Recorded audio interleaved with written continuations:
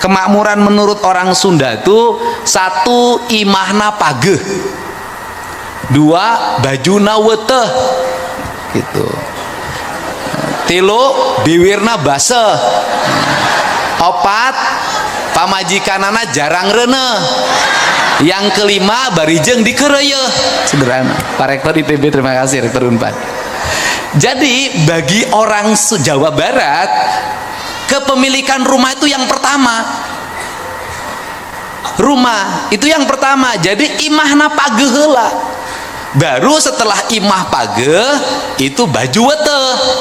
Jadi jangan dulu kredit baju kalau belum punya rumah. Jangan dulu kredit mobil kalau belum punya rumah.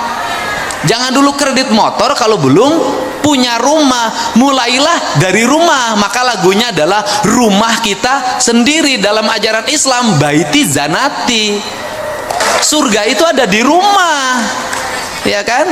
Ya ada isinya yang Sukmayu. Saya ada rumahnya, ada beberapa, tapi istri nggak punya. Siapa yang mau isi rumah saya, dipersilahkan.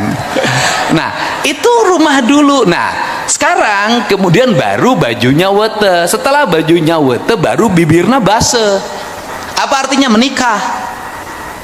Kemudian setelah itu ingat, setelah menikah istrinya harus ber-KB, ya kan?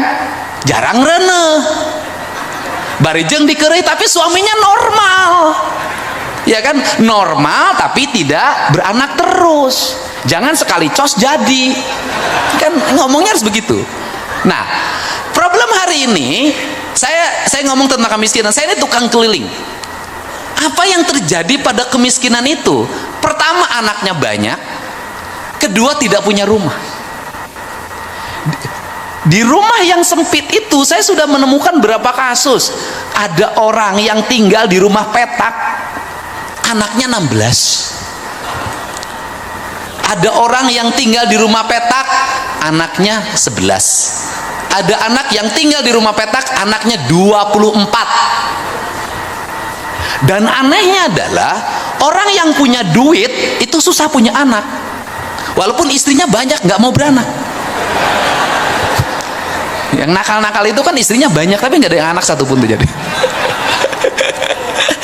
Tapi orang-orang nggak berpunya atau prasejahtera itu mudah punya anak. Anak orang kaya susah makannya, harus cari dokter gizi, dicekok dulu. Anak orang miskin pengen makan terus, itu hawanya beda.